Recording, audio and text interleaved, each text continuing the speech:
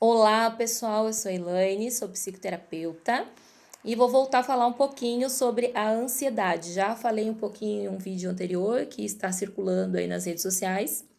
E nesse vídeo eu mencionei que a ansiedade está ligada diretamente ao medo, ou seja, ansiedade e medo estão ali no mesmo patamar. A diferença é que o medo, ele é algo bem objetivo, bem pontual, né? Então eu sei do que eu tenho medo. Eu tenho medo de cachorro e tem um cachorro bem grande, bem perigoso na minha frente. Vou sentir medo. Então, algo pontual, sei exatamente o que é. A ansiedade está ligada mais a algo subjetivo. Nem sempre eu sei ao que se refere.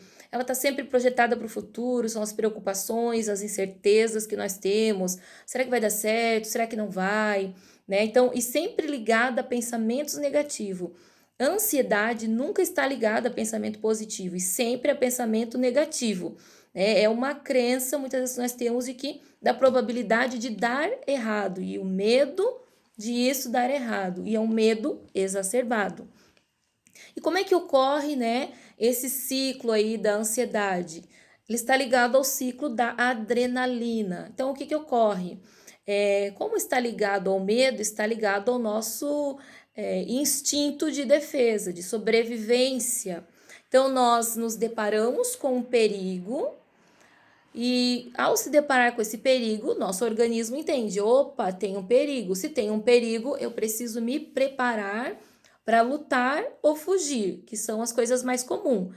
Às vezes pode acontecer o congelamento, né? A gente tem ali três situações que podem ocorrer: luta, fuga ou congelamento. Mas o mais comum é ou lutar ou fugir. Na maioria das vezes a gente foge.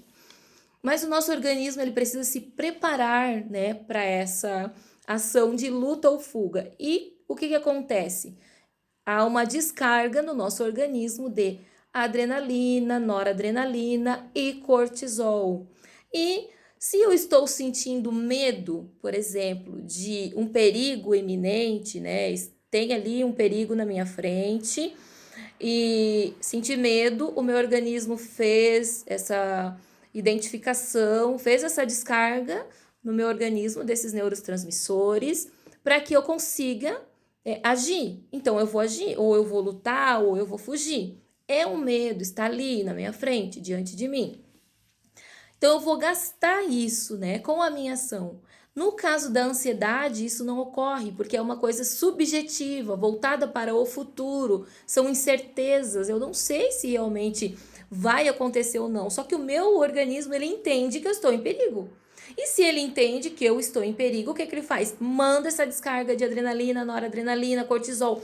Mas eu não vou gastar. Por que eu não vou gastar? Porque eu não estou no perigo real? Então, se eu não estou no perigo real, eu não tenho a necessidade de gastar isso. E isso começa a ficar em excesso no nosso organismo.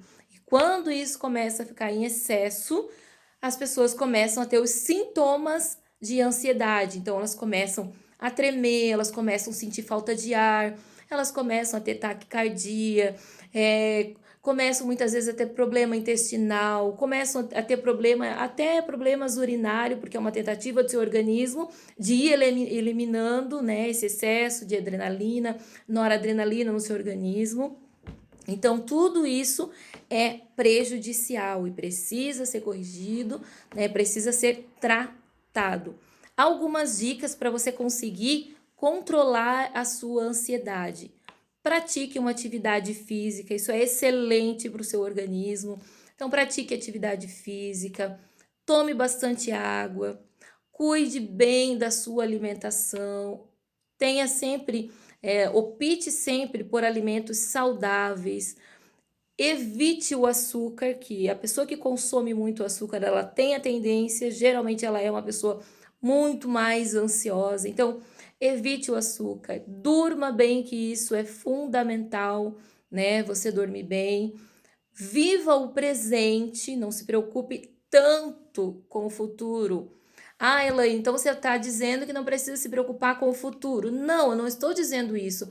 Você ter uma preocupação normal, né? Se planejar, fazer as coisas com calma, com tranquilidade, é uma coisa. Outra coisa é você não viver no presente. É totalmente diferente quando você faz as malas, pega tudo e vai para o futuro e esquece de viver o presente. São coisas bem diferentes. Então, assim, viver o presente, né? Viver da forma mais tranquila e harmoniosa que for.